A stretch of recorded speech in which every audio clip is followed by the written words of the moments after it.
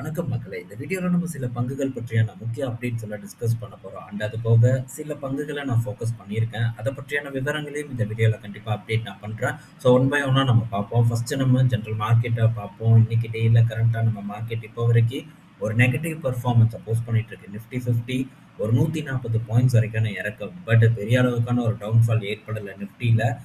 மார்னிங்ல இருந்த மாரியே தான் இப்போ வரைக்கும் ஓடிட்டு இருக்கு. அதே நேரத்தில பேங்க் நிஃப்டி கிட்டத்தட்ட 700 பாயிண்ட்ஸ் வரைக்கான சரிவா போஸ்ட் பண்ணியிருக்கு. இன்னைக்கு பேங்க் நிஃப்டி குறிப்பா பிஎஸ்யூ வங்கி பங்குகளும் கூட இன்னைக்கு டேல நல்ல செல் ஆஃப் ஃபேஸ் பண்ணிட்டு இருக்கு.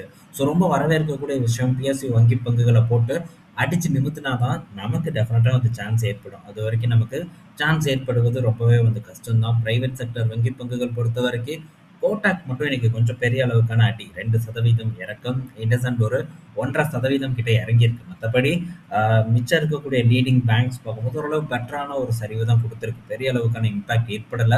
ஸோ ஆட்டோ செக்டார் பார்க்கும்போது இன்னைக்கு கொஞ்சம் பிரஷர ஃபேஸ் பண்ணிட்டு இருக்கு. மாருதி, டாடா மோட்டார்ஸ், அசோக் லேலண்ட் போன்ற நிறுவனங்கள் இன்னைக்கு கொஞ்சம் பிரஷர பார்த்தீங்கன்னா ஃபேஸ் பண்ணிட்டு வந்துட்டு இருக்கு. ஸோ குறிப்பா க்ரூட் ஆயிலோட பிரைஸ் பார்த்தீங்கன்னா இன்னைக்கு காலையில நல்ல ஒரு உச்சத்த தொட்டுது. ஸோ க்ரூட் ஆயில் இப்ப கரண்டா ஒரு 5% வரைக்கான சரிவ குடுத்துட்டு இருக்கு.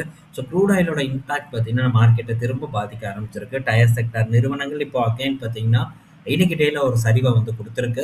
ஸோ இந்த பிரஷர் இந்த பஞ்சாயத்து போயிட்டு இருக்கிற வரைக்கும் நீடிச்சு இருக்கும் அப்படின்ட்டு நம்ம எதிர்பார்க்கலாம். ஸோ இப்போ மிடில் ஈஸ்ட்ல தாக்குதல் நடந்துட்டு இருக்கிறத நம்ம பார்த்துட்டு இருப்போம். அமெரிக்கா இப்ப என்ன சொல்லுதுன்னா, ஸ்ட்ரைட் ஆஃப் ஹார்மஸ வந்து நாங்க எடுத்துக்குவோம். இங்க வாங்க இந்த லுக்கு. ஸோ இந்த மாதிரியான ஒரு லுக்க நம்ம எங்கேயாச்சும் பார்த்துருப்போமா? வேற லெவல்ல இருக்குல்ல காமெடியா. ஸோ இப்போ ட்ரம்ப் வந்து என்ன சொல்றாங்கன்னா, ஸ்ட்ரைட் ஆஃப் ஹார்மஸ நாங்க எடுத்துக்குவோம். அண்ட் அத பாதுகாப்போம். பாதுகாப்பு இருக்கிறதுக்கு பணமும் பார்த்தீங்கன்னா நாங்க வாங்கிக்குவோம் அப்படின்ட்டு இப்போ ஒரு அப்டேட் வந்து குடுத்துருக்காங்க. யார் வீட்டு இடத்த யார்ரா எடுக்கிறது அப்படிங்கிற மாரி தான் ஈரானோட ஒரு நெனப்பு இருக்குன்னு நான் நெனைக்கிறேன். ஸோ ஆக மொத்தத்தில எங்கேயோ ஆரம்பிச்ச போர் இப்ப எதுக்கு வேற எதுக்கோ சம்மந்தம் இல்லாம வந்துட்டுருக்கு. ஸோ இப்போதைக்கு முடிய போறதில்ல. ஏதோ ஒண்ணு நடந்தா தான் வந்து டெஃபினட்டா வந்து முடிய போகுது. பட் அமெரிக்கா ரொம்ப வந்து தீவிரமா இருக்காங்க. இந்த போர்ல எப்படி ஆதாயத்த பார்க்க முடியும் அப்படிங்கிறதுல ரொம்ப கவனமா இருக்காங்க. ஸோ கண்டிப்பா அத பண்றதுக்கான வாய்ப்பும் இருக்கு. ஏன்னா ஈரான் கிட்ட இருந்து அந்த அளவுக்கு பெருசா எதிர்பார்க்க முடியாது. ஸோ நான் நான் இதுக்கு முன்னாடி நம்ம டிஸ்கஸ் பண்ணியிருந்தோம். ஸோ அவ்வளோதான் ஈரான் பொறுத்தவரைக்கும் கண்டிப்பா இந்த மிடில் ஈஸ்ட்ல இருக்கக்கூடிய பேஸையே தான் வந்து அடிச்சுட்டு இருக்க போறாங்க. ஸோ இந்த போர் பார்த்தீங்கன்னா, ஒரு பூச்சாண்டி நம்மள வந்து மாக்காம் பண்ற மாரி நடந்துகிட்டே இருக்க போகுது.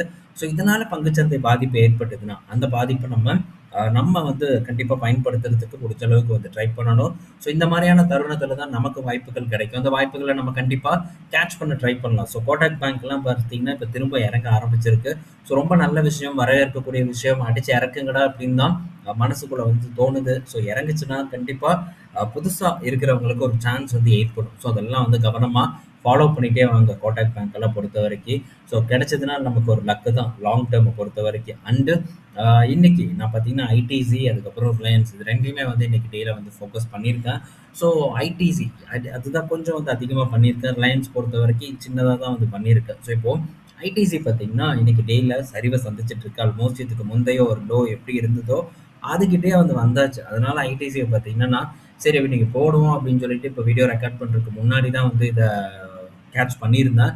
ஸோ இப்ப பார்த்தீங்கன்னா, அடுத்தது ரிலையன்ஸ் வந்து மார்னிங் இட்செல்ஃப் வந்து அத முடிச்சாச்சு. ஸோ இந்த இடத்துல 2 இடத்துலயும் பார்த்தீங்கன்னா, நான் பாசிட்டிவா இருக்கிறதுனால 2ம் வாங்கியிருக்கேன். ஸோ ஐடி செக்டார் பொறுத்தவரைக்கும் ரிவர்சல் நடந்துட்டு இருக்கு. ஸோ ரிவர்சல்ல எப்பவுமே பார்ட்டிசிபேட் பண்ண மாட்டேன். உங்களுக்கே தெரியும். ஸோ ஃபர்தரா ஒரு டிப் நடந்ததுன்னா, அந்த டிப்ல வந்து இந்த ஐடி செக்டார வந்து ஃபோக்கஸ் பண்ணலாம் அப்படிங்கிற ஒரு ஐடியால இருக்கேன். ஸோ இப்போதைக்கு இன்னைக்கு டேல எனக்கு இதுதான் சான்ஸா கிடைச்சது. ஸோ ரிலையன்ஸ் ஆல்சோ பார்க்கும்போது ஒரு நல்ல இடத்துல தான் வந்து இருக்கு. நீங்க பார்த்திருப்பீங்க அப்படின்னு தான் நான் நினைக்கிறேன். அண்ட் இத பற்றி நம்ம தொடர்ந்து வந்து டிஸ்கஸ் பண்ணிட்டும் வந்து இருக்கோம். அடுத்தது பார்த்தீங்கன்னா, ஐடிசி அப்படின்னு நம்ம எடுத்துக்கிட்டா, ஸோ ஐடிசி ஆல்சோ பார்க்கும்போது நல்ல ஒரு சரிவ ஃபேஸ் பண்ணிட்டு இருக்கு. ஸோ இன்னைக்கு டெய்லியும் ஒரு 1% வரைக்கான இறக்கத்த போஸ்ட் பண்ணிட்டு இருக்கு. இன்னைக்கு பல எஃப்எம்சிஜி பங்குகள் பார்த்தீங்கன்னா, பயங்கரமான சரிவ குடுத்திருக்கு. அண்ட் அதே நேரத்துல ஒரு எஃப்எம்சிஜி பங்கு பார்த்தீங்கன்னா, அருமையான ரிசல்ட்ட குடுத்திருக்கு. அதையும் நம்ம டிஸ்கஸ் பண்ணுவோம். ஸோ அட்ராக்டிவா இருக்கு. ஸோ இந்த மாதம் நமக்கு ஒரு சான்ஸ் அப்படின்னு பார்த்தா, இது ஒரு சான்ஸ். ஸோ என்னடா இதுலயே என்ன வாய்ப்பு தொடர்ந்து இதையே நம்ம கவனிக்கிறதுனால அப்படின்னு வந்து கேட்கலாம். ஸோ என்ன பொறுத்தவரைக்கும் இந்த மாதிரியான நிறுவனங்கள்ல நல்ல ஒரு பொசிஷன் பில்ட் பண்றதுக்கான சான்ஸ் பார்த்தீங்கன்னா இருக்கு. ஸோ ஒரு 2 குவான்டிட்டி, 5 குவான்டிட்டி அப்படின்னு வாங்கிட்டு இருந்த இடத்துல, இப்ப நம்ம 50 குவான்டிட்டி, 60 குவான்டிட்டி, 100 குவான்டிட்டின்னு வாங்குறதுக்கான ஒரு ஆப்பர்ச்சுனிட்டி வந்து ஓப்பன் ஆயிருக்கு. ஸோ அத கண்டிப்பா நான் வந்து வெல்கம் பண்ணுவேன். ஸோ பல்க் பையிங்க்கு வெயிட் பண்றேன். எனக்கு கிடைக்குமா அப்படின்ட்டு தெரியல அந்த ஆப்பர்ச்சுனிட்டி. மேபி கிடைச்சதுன்னா ரொம்ப சந்தோஷம். எனக்கு இந்த நிறுவனத்த பொறுத்தவரைக்கும். பொறுத்திருந்து பார்ப்போம். பட் அதுவரைக்கும் ஸோ ஸ்லோவா பார்த்தீங்கன்னா, அக்யூமுலேஷன் அப்படிங்கிறத நல்ல ஒரு ரேஞ்ச் வரும்போதெல்லாம், ஒரு டிப் நடக்கும்போதெல்லாம் பண்ணுவேன் அப்படிங்கிறதையும் இந்த இடத்துல நான் ஷேர் பண்ணிக்கிறேன். ஸோ நெக்ஸ்ட் பார்த்தீங்கன்னா, இன்னும் பல கம்பெனிஸ் இருக்கு. ஸோ சான்ஸ் வர வர நான் வந்து ஃபோக்கஸ் பண்ணும்போது, அப்டேட் உங்க கூட நான் ஷேர் பண்றேன். ஓகே. ஸோ அடுத்தது பார்த்தீங்கன்னா, இன்னைக்கு நம்ம அப்டேட் குள்ள வந்து போவோம். ஸோ இந்த அப்டேட் குள்ள போறதுக்கு முன்னாடி இன்னொரு ஒரு நிறுவனத்த பற்றி நம்ம பார்க்கணும். அதுதான் doctor Reddy. So doctor Reddy பத்தி நம்ம சில நாட்களுக்கு முன்னாடி டிஸ்கஸ் பண்ணியிருந்தோம். உங்களுக்கு ஞாபகம் இருக்கா என்னன்னு தெரியல. ஸோ டாக்டர் ரெட்டியில நடந்த ஒரு இஷ்யூ. ஸோ இதனால ஒன் சோர்ஸ்க்கு ஏற்படக்கூடிய பாதிப்பு அப்படின்ட்டு நம்ம கிளியர் கட்டா இத பற்றியெல்லாம் டிஸ்கஸ் பண்ணியிருந்தோம். ஸோ இன்னைக்கு டாக்டர் ரெட்டி ஒரு ஏற்றத்த குடுத்திருக்கு. ஆனா டாக்டர் ரெட்டியில பார்க்கும்போது ஒரு பிரஷர் பார்த்தீங்கன்னா ஓடிட்டு இருக்கு. என்ன பிரஷர்னா, ஸோ இந்த செமாக்ளூடைட்ல ஏற்பட்ட அந்த குறைபாடு தான். ஸோ இந்த ஏபிஐல ஏற்பட்ட குறைபாடு, தரக்குறைபாடு தான் ஒரு மெயின் ரீசனா இருக்கு. ஸோ இந்த தரக்குறைபாடு நான் கூட நெனச்சேன், சரி இதுல பெரிய அளவுக்கு ஒரு ஒரு இம்பாக்ட் நடக்காது. டக்குன்னு சரி பண்ணிருவாங்கன்ட்டு. பட் இது டக்குன்னு சரி பண்ணக்கூடிய ஒரு விஷயம் இல்லன்னு தெரிஞ்சு போச்சு. இதனால டாக்டர் ரெட்டிக்கு இந்த எஃப்ஐ 27ல அவங்க நெனச்ச ஒரு விஷயத்த அச்சீவ் பண்ண முடியாத ஒரு சூழ்நிலை வந்து ஏற்பட போகுது. ஆமாங்க. ஸோ டாக்டர் ரெட்டியோட புரொடக்ஷன் பார்த்தீங்கன்னா, ஹால்ட் பண்ணிட்டாங்க. ஸோ ஹால்ட் பண்ணி அத எப்ப திரும்ப ரீபுரொடக்ஷன் ஸ்டார்ட் பண்ண போறாங்கன்னா, கிட்டத்தட்ட நவம்பர்ல தான் வந்து ஸ்டார்ட் பண்ண போறாங்க. அக்டோபர்ல புது ஏபிஐ கொண்டு வந்து, ஸோ நவம்பர்ல வந்து இந்த ரீபுரொடக்ஷன் ஸ்டார்ட் பண்ண போறோம் அப்படின்னு வந்து சொல்லியிருக்காங்க. இப்ப என்ன மாசம்? ஜூலை மாசம். இன்னும் ஜூலை ஒரு 15 நாள் வந்திருக்குன்னு வச்சுக்கோங்களேன். இன்னும் மாதங்கள் இருக்கு. ஆகஸ்ட், செப்டம்பர், அக்டோபர்ன்ட்டு 3 மாசம் முழுசா வந்து இருக்கு. ஸோ இதனால கண்டிப்பா பார்த்தீங்கன்னா, டாக்டர் ரெட்டிக்கு ஒரு பெரிய பாதிப்பு ஏற்பட போகுது. ஸோ அது மட்டும் இல்ல, கனடால பார்த்தீங்கன்னா, ஒரே ஒரு பிளேயரா டாக்டர் ரெட்டி பார்த்தீங்கன்னா, அ உள்ள அந்த ஃபர்ஸ்ட் டூ ஃபைல் அந்த ஒரு அந்தஸ்து இவங்களுக்கு கிடைச்சது. பட் இருந்தாலும் பார்த்தீங்கன்னா, என்ஓசி இஷ்யூ அது இதுன்ட்டு ஸோ அந்த ஃபர்ஸ்ட் டூ ஃபைல் ஒரு அட்வான்டேஜும் பார்த்தீங்கன்னா, இவங்களுக்கு கிடைக்காம போயிருச்சு. ஸோ இந்த அப்போடெக்ஸ் பார்த்தீங்கன்னா, உள்ள போட்டிக்கு வந்து இறங்கிட்டாங்க. ஸோ இந்த அப்போடெக்ஸோட ஆதிக்கம் இப்ப கனடா மார்க்கெட்ல இன்னும் பெரிய அளவுக்கு அதிகரிப்பதற்கான வாய்ப்பு தான் ரொம்ப அதிகமா இருக்கு. இப்போ டாக்டர் ரெட்டியில நடந்துட்டு இருக்கக்கூடிய இந்த பிரச்சனை காரணமா. ஸோ கைக்கு எட்டுனது வாய்க்கு எட்டலையே அப்படிங்கிற மாரியான ஒரு நிலைமையில இப்போ டாக்டர் ரெட்டி நிறுவனம் இருப்பது. ஸோ அதிர்ச்சியான ஒரு விஷயம். இது எத்தன பேருக்கு தெரியும் அப்படின்னு எனக்கு தெரியல. ஸோ எங்கேயும் இத டிஸ்கஸ் பண்ணியிருக்க மாட்டாங்க அப்படின்ட்டு நான் நெனைக்கிறேன். ஸோ என் பார்வைக்கு எங்கேயும் வந்து படல. ஸோ இத வந்து நம்ம முதல்ல எடுத்துட்டு வந்திருக்கோம். பட் இந்த மாரியான விஷயங்கள வந்து ஆர்வமா கேட்பாங்களா என்னன்னு தெரியல. எல்லாரும் என்ன நெனைப்பாங்க, ஸோ இப்ப டாக்டர் ரெட்டி வாங்கலாமா? இதுதான் கேள்வியா இருக்குமே தவிர, மற்ற கேள்வி எதுவும் வந்து இருக்காது. ஸோ எந்த அளவுக்கு இவங்க புரொடக்ஷன் பாதிக்கப்படும்? இந்த மாரியான கேள்விகள என்னோட கமெண்ட் செக்ஷன்ல என்னால பார்க்கவே முடியாத ஒரு நிலைமை தான் வந்து இருந்துட்டு வந்துட்டு இருக்கு. ஸோ கன்சிடர் பண்றது, வாங்குறது இதெல்லாம் சொல்றதுக்கு ஆட்கள் நெறைய பேர் வந்து இருக்காங்க. ஸோ இங்க என்ன நடந்துட்டு இருக்கு? இதனால என்ன பாதிப்பு ஏற்பட போகுதுங்கிறத நம்ம சேனல் விட்டா சொல்றதுக்கு ஆள் இல்ல அப்படின்னு தான் நான் நெனைக்கிறேன். ஸோ டாக்டர் ரெட்டி எக்ஸ்பெக்ட் பண்ண டார்கெட் இந்த எஃப்ஐ 27ல கிட்டத்தட்ட 12 மில்லியன் யூனிட்ஸ் வந்து எக்ஸ்பெக்ட் பண்ணாங்க. ஆனா இப்ப வெறும் 6லிருந்து 7 மில்லியன் யூனிட்ஸ் கிட்ட தான் வந்து அவங்களால வந்து சப்ளை பண்ண முடியுது. ஸோ இப்போதைக்கு கனடால பார்க்கும்போது ஸ்டாக் இருக்கு. ஸோ அந்த ஸ்டாக் இன்னும் எது வரைக்கும் இருக்கு அப்படின்ட்டு டாக்டர் ரெட்டி நமக்கு சொல்லல. அதாவது வெளிப்படையா வந்து சொல்லல. ஸோ அவங்க சொன்னா தான் நமக்கு தெரிய வரும். இல்லன்னா நம்ம இன்னும் வந்து டீட்டெயில்டா டீப்பா போய் செக் பண்ணி பார்க்கணும். ஸோ கனடால ஜென்ரிக்கோட அவைலபிலிட்டி எப்படி இருக்கு, என்ன ஏதுங்கிறதெல்லாம் செக் பண்ணலாம். ஸோ செக் பண்ணிட்டு அத பற்றி நம்ம டிஸ்கஸ் பண்ணுவோம். ஆனா அப்போடெக்ஸோட ஒரு காம்படிஷன் பார்த்தீங்கன்னா, டாக்டர் ரெட்டிக்கு கண்டிப்பா ஒரு பிரஷர வந்து குடுக்கும் அப்படிங்கிறதுல மாற்று கருத்து இல்ல. ஸோ ஏறுன பங்கு இறங்கிருச்சு. ஸோ ஃபர்தரா கூட இன்னும் கரெக்ட் ஆகுறதுக்கான சான்ஸ் இருக்கு அப்படின்னு நான் நினைக்கிறேன். ஆனா இன்னும் உங்களுக்கு ஸ்டாக் இருக்கு. ஸோ வருமானம் பார்த்தீங்கன்னா, அடிஷனலா வரப்போகுது. அதனால இது ஒரு பாசிட்டிவான செய்தி தான் ரெட்டிய பொறுத்தவரைக்கும். நெறைய பணம் கொட்ட வேண்டியது ரொம்ப கம்மியா கொட்டுறது ஒண்ணு தான் நெகட்டிவா நம்ம பார்க்க வேண்டிய ஒரு விஷயமா இருக்கு. ஸோ டாக்டர் ரெட்டிக்கு மட்டும் பாதிப்பு இருக்க போறதில்ல. ஸோ ஒரு பாதி கிட்டத்தட்ட 6 மில்லியன் யூனிட்ஸ் வந்து மேனுஃபேக்சர் பண்றதுக்கான ஒரு தேவை குறைஞ்சதுன்னா, ஒன் சோர்ஸ்க்கும் அது பெரிய பாதிப்பா தானே இருக்கும். ஒன் சோர்ஸ் பார்க்கும்போது இன்னைக்கு டேல ஒரு சரிவ வந்து சந்திச்சிருக்கு. ஸோ எந்த அளவுக்கு வால்யூம் பண்றாங்களோ, அந்த அளவுக்கு வருமானத்த ஒன் சோர்ஸ்னால வந்து பார்க்க முடியும். ஆனா இப்போ பாதிக்கு பாதி கிட்டத்தட்ட 12 மில்லியன் எக்ஸ்பெக்ட் பண்ண இடத்துல வெறும் 6 மில்லியன் யூனிட் அப்படிங்கும்போது, ஸோ இவங்களுக்கும் பார்த்தீங்கன்னா வால்யூம் இருக்க போறதில்ல. ஸோ இந்த வால்யூம் கட் காரணமா இவங்களுடைய வருமானமும் பாதிக்கப்படும். ஸோ இது ஒரு பிரஷர் இருந்தாலும் கூட, ஸோ இப்ப இருக்கக்கூடிய அவங்களுடைய மேனுஃபேக்சரிங் கெப்பாசிட்டிக்கு ஸோ கரெக்ட்டா வந்து இருக்கும்னு நான் நினைக்கிறேன். ஸோ நெக் டூ நெக் தான் வந்து இந்த ஒன் சோர்ஸ் இப்ப போயிட்டு இருக்காங்க. ஸோ நெறைய கிளையண்ட்ஸ் பார்த்தீங்கன்னா, ஒன் சோர்ஸ்க்கு இருக்காங்க. இது ஒரு நல்ல செய்தி. ஸோ இப்போதைக்கு இவனும் பிரஷர்ல வந்து மேபி ஒரு நல்ல சரிவ குடுத்தான்னா, டெஃபினட்டா நமக்கு ஒரு பெரிய சான்ஸ் வந்து கிடைக்கும். பட் இப்போ இப்போ இப்போ இருக்கக்கூடிய சூழ்நிலையில இல்ல. ஸோ ஃபர்தரா கிடைச்சதுன்னா நான் சொல்றேன். ஸோ இத்தன சொன்னதுக்கு அப்புறம் கமெண்ட் செக்ஷன்ல வந்து ஒன் சோர்ஸ் இப்ப வாங்கலாமான்னு வந்து கீழ கேட்பாங்க. அப்ப நான் எதுக்கு இவ்வளவு தூரம் பேசிட்டு இருக்கேன் அப்படின்ட்டு எனக்கே வந்து தெரியல. ஸோ உள்வாங்குங்க விஷயங்கள. ஸோ உள்வாங்கி ஒரு நல்ல முடிவு எடுக்கிறதுக்கு ட்ரை பண்ணுங்க. ஆல்மோஸ்ட் அத்தனை விஷயங்களையும் இந்த இடத்துல நான் டிஸ்கஸ் பண்றேன். அதுலேருந்து நீங்க தான் ஒரு புரிதல எடுக்கணும். ஸோ என்ன சொல்ல வரான் அப்படிங்கிறத கேட்கறதுக்கு ஒரு ஒரு நல்ல கவனமா கேட்கறதுக்கு ட்ரை பண்ணுங்க. ஸோ ஸ்கிப் பண்ணி பார்க்கும்போது எந்த புரிதலும் ஏற்படாது. கடைசியா உங்களுடைய நோக்கம் என்ன? வாங்கலாமா? வேண்டாமா? இத சொல்லிட்டு போ அப்படிங்கிற மாரியான ஒரு மைண்ட் செட்ல இருக்காங்க. அப்படி டெஃபினட்டா சொல்லவே மாட்டேங்கிறத இந்த இடத்துல நான் தெரியப்படுத்திக்கிறேன். ஸோ பார்ப்போம். அடுத்தடுத்து ஏதாச்சும் இம்பார்ட்டன்டான விஷயங்கள் நடக்கும்போது கண்டிப்பா நான் ஷேர் பண்றேன். ஸோ ஃபர்தரா ஏதாச்சும் சான்ஸ் ஏற்படும் போது அந்த அப்டேட் உங்க கூட ஷேர் பண்ணுவேன். ஓகே. ஸோ நெக்ஸ்ட் பார்த்தீங்கன்னா எக்ஸெல் டெக் கிட்ட இருந்து ஒரு அப்டேட். எக்ஸெல் டெக் பார்த்தீங்கன்னா டேட்டா சென்டர். ஸோ வந்துட்டாங்க. இப்போ எக்ஸெல் டெக்கும் பார்க்கும்போது 3500 கோடி முதலீடு பண்ணி ஒரு 50 மெகாவாட் அளவுக்கான கெப்பாசிட்டியை உருவாக்க போறதா எக்ஸெல் டெக் இப்போ சொல்லியிருக்காங்க. ஸோ அடுத்தடுத்த ஐடி கம்பெனிஸ் வந்து இதை தான் பண்ண போகுது. ஸோ இது நமக்கு தெரிஞ்ச விஷயம். இதுக்கு முன்னாடி டிஸ்கஸ் பண்ணியிருக்கோம். ஸோ முதல் கட்ட ஒரு பிளேயரா டிசிஎஸ் பார்த்தீங்கன்னா இதில் மூவ் ஆயிட்டாங்க. ஸோ அடுத்தடுத்து பார்த்தீங்கன்னா மற்ற நிறுவனங்களும் வந்து வரப்போறாங்க.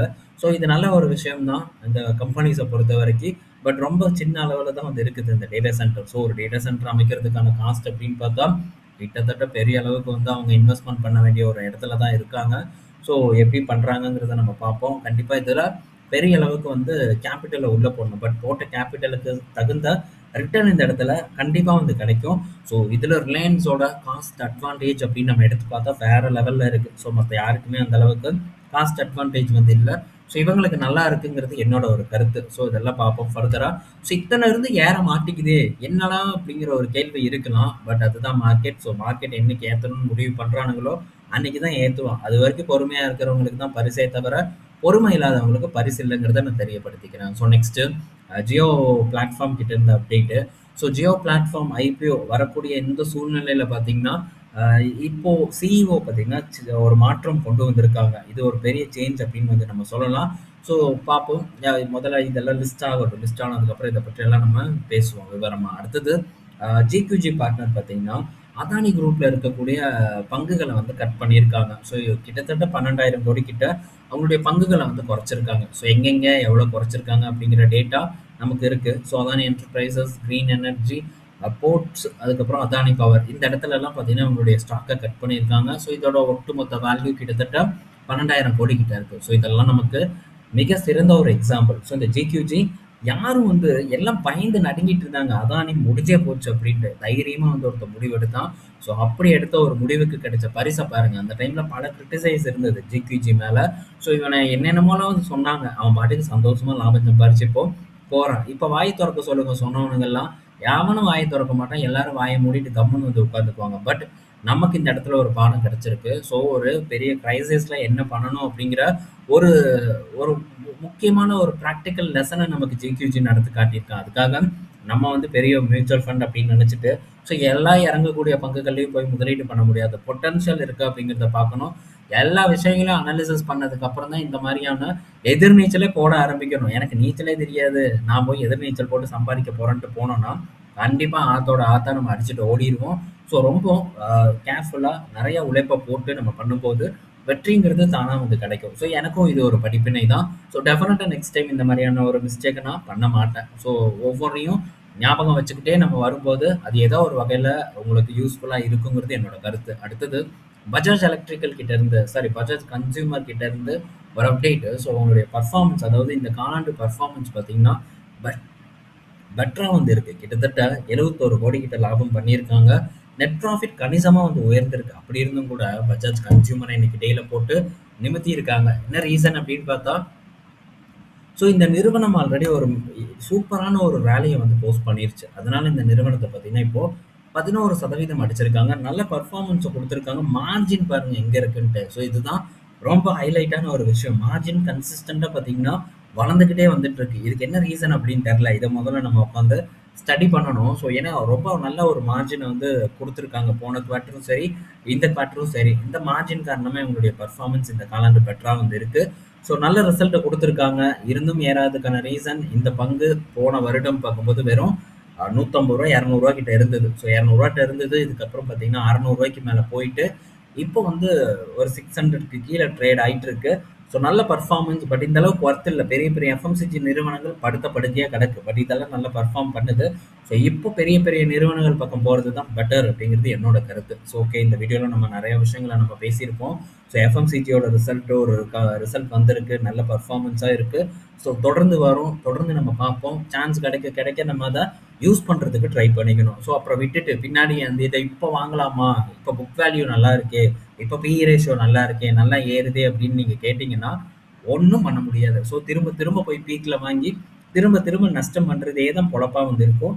ஸோ ஆப்பர்ச்சுனிட்டி கிடைக்கும்போது, நல்ல ஒரு இடத்துல இருக்கும்போது முடிவெடுக்க ட்ரை பண்ணுங்க. இறங்கும்போது வாங்குறதுக்கு உனக்கும் மனசு வராது. பட் அந்த டைம்ல வாங்குனா தான் வெற்றிங்கிறது உங்களுக்கு கிடைக்குங்கிறத சொல்லிட்டு இந்த வீடியோவ நான் முடிச்சுக்கிறேன். ஈவினிங் நம்ம இன்னொரு ஒரு வீடியோல மீட் பண்ணுவோம். பாய் மக்களே!